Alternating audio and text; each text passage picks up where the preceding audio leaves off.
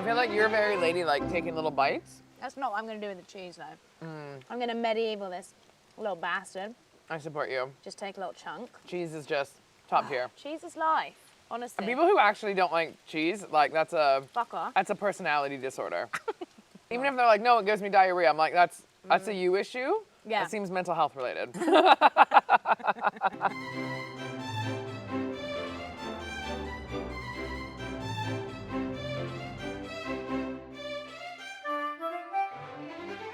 I think you were one of the first comedians I saw back from lockdown.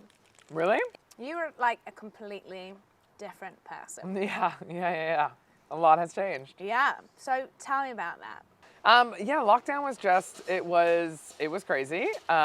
It was very difficult being over here and being away from all my family and friends in Canada. Gotcha. And I just sort of had this like, what is happening kind of moment. And I wasn't happy. And sort of all these like problems that I had tried to run away from just caught up to me. Because for the first time in, I don't know how many years, I was like still and alone with my thoughts. Yeah. And those are just the worst things to be. Honestly. And then I was like, I think I need to, one, start therapy, and two, reassess my health, mentally and physically. And I was physically the biggest I had ever been. I got even bigger during lockdown. And I just said, like, just has to stop. It has to, like, enough is enough. And I didn't want to be that person. And I figured I could come out of lockdown a worse version of myself and more resentful and kind of woe is me. So I've lost 13 and a half stone. That's insane. Yeah. It is a heavy person. What were people's reactions? There's been some weird times where I've been in green rooms with like a lot of male comedians and they're like, you look way better now. Like way better. Like you look so much better. And I'm like, okay, can we stop? Like part of me wants to be like, thank you, but also part of me wants to curl up and die a little bit. You know, like what were you saying about me or thinking about me back then? And then some people are so sweet about it and they're like, is it okay to say that you look great? And like, and I think the nicest thing, Imran Yusuf, who is a comedian who I absolutely adore and I think he's amazing, we were having this conversation outside Top Secret and he's like, there's just a different lightness to you, not even physically, there's just like, you seem happier, your energy. He's like, and he was trying to say there's this like Arabic word, and he's like, I don't really know the term for it in English, but it's just this light from within, and you feel like, you feel like this different person. I genuinely do feel like a different person. Like I did talk to my therapist, I remember once about how I felt like people were reacting to me differently, and she's like, well, of course they are. Like, you're carrying yourself different, you're more confident, you're more active, you're more energetic, and you're also not having these kind of like bullshit small talk conversations. Like, because you're being more authentic, people are bringing more of their authentic selves to you, and you're getting in to have these really meaningful conversations with people. And I was like, oh yeah, I guess that's true. And she's like, you don't exist within a vacuum, and that's something that's really important to remember. How do you feel about like celebrating who you were before and who you are now? Do you think that's like something you're trying to work on? Or? Yeah, I think it's like a balance, right? It comes down to even like little moments. Even just going clothes shopping sometimes feels like a betrayal of my former self. Really? Because I was so much bigger, I could only fit into certain clothes at certain stores. Right. And the majority of stores I couldn't shop in. So now that I can fit into them, is it okay that I'm shopping there? Right. And I always wanted to when I was bigger, but now that I actually can, is it a betrayal of my former self? Sometimes it is wild. Like sometimes I don't recognize myself when I look in the mirror, but I like it, but in a way that makes me feel uncomfortable. And I do try to say, like, the girl who I was there for me through a lot of shit. And she put up with a lot of shit from a lot of people, including from me. And I need to have respect and sort of still give her that love and not just shit on her. That's why it's this complicated thing. And, you know, even making like some fat jokes on stage or whatever on how they're done, it needs to be done in such a way or spoken about in such a way. And the last thing I would ever want is somebody who relates to former me to leave my show feeling like shit about themselves. I was talking to a colleague yesterday, and something that really stuck with me was that she was like, the bigger I get, the safer I feel when I'm like out and about, because I have a joke about that. I literally have a joke in my Edinburgh show about that. Because she's less of a sexual object. And I felt more invincible because the bigger I was, it'd be like, it's much easier to kidnap a smaller woman. Right. Just physically, that is what my joke is about. I definitely knew for me, I had taken myself off the potential of being someone's sexual partner or someone's girlfriend because I was like, well, I'm bigger, I'm unattractive. I'm not even in the game. Yeah, I was the opposite. Really? I would go, I will have sex with everyone. Not everyone, well, a lot of people.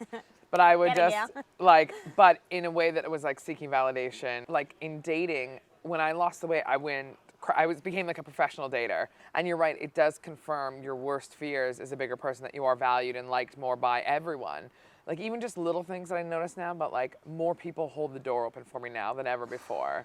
And that sometimes just... That's wild. It's just, it's not a great place to be for bigger people. If you're bigger, the world is not built for you, it's not comfortable for you, and you're reminded of it every day.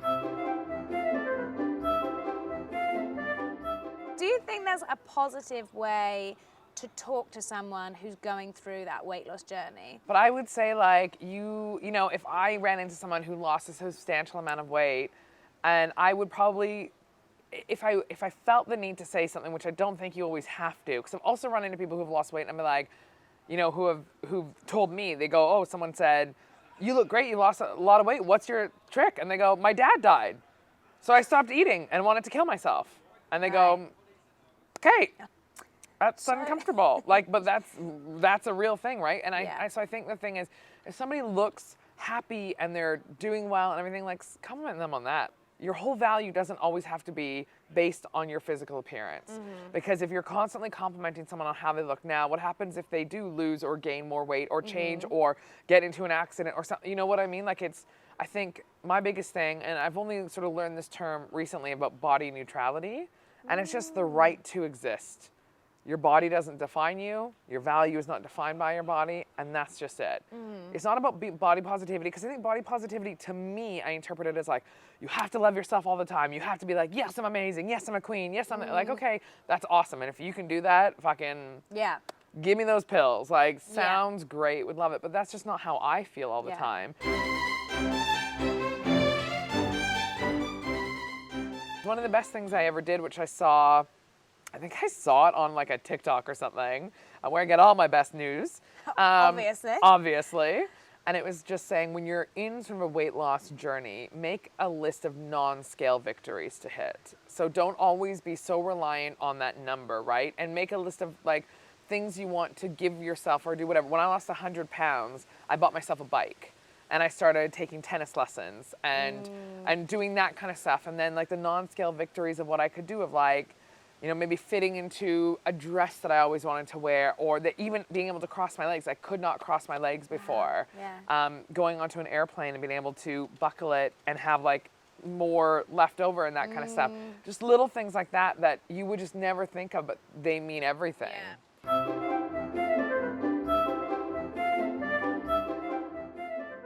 Would there be a nugget of advice or something you would say to someone who's just about to try to lose weight? Therapy.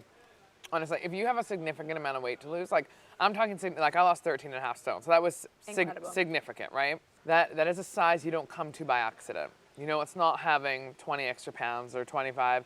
It's a significant amount of weight, and for me, you have to figure out why you're there in the first place and what got you there. And you have to be in the right headspace. And for some reason, I was there. I was ready to go. It was time. I was if I can't sort this out now when I'm in my 30s, I don't want to be a sick older person. And I think COVID just woke me up to that. And exercise is not punishment for food you eat.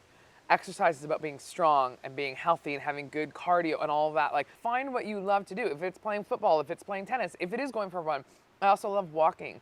So now when I have shows that are maybe an hour walk away, I'll be cool, I'll walk there. It's an easy way to do that. Easy way to get get your 10,000 steps in, do that. But just, I think as well, if you're starting, it doesn't have to be drastic and it doesn't have to be all at once. Start making small changes.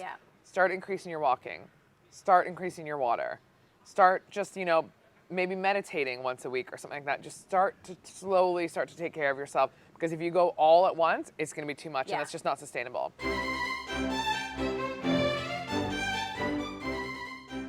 The there's one big misconception about losing weight that you've uncovered or that you think people still have, what do you think that would be? No, I think the biggest thing for me was that for weight loss, diet plays more of a role. The food you consume is 90% and the exercise is 10%. Because if you're still eating awful food and eating too many calories and that kind of thing, you know, you can go for runs and stuff, but it's not gonna kind of work. What would you say? What's yours? What's your biggest thing?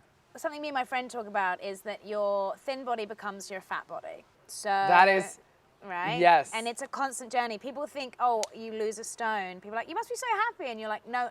And now I think I'm fat again. Yeah, but yeah, I'm yeah. just fat this side. And it's like a constant, you have to keep checking yourself and reminding yourself how far you've come. Yeah. And it's that balance, yeah. Be happy with where you are. Acknowledge your goals. Try and Yeah. hit them. And it's a constant journey. You don't get to a goal weight and suddenly life is simple and easy and normal. No, and my thing is like, yeah, the scale I need to put away sometimes because Yeah. I got into the habit of I was weighing myself every day, sometimes Yeah. twice a day, and like, oh, I'm going up by 1 pound, you know, a couple pound fluctuation in a day with like Normal. heat and water retention, all that. It's Periods, very yeah. normal. Periods, all that kind of stuff. Yeah. So that kind of stuff. But your thin body becomes your fat body. Oh my God, truer words.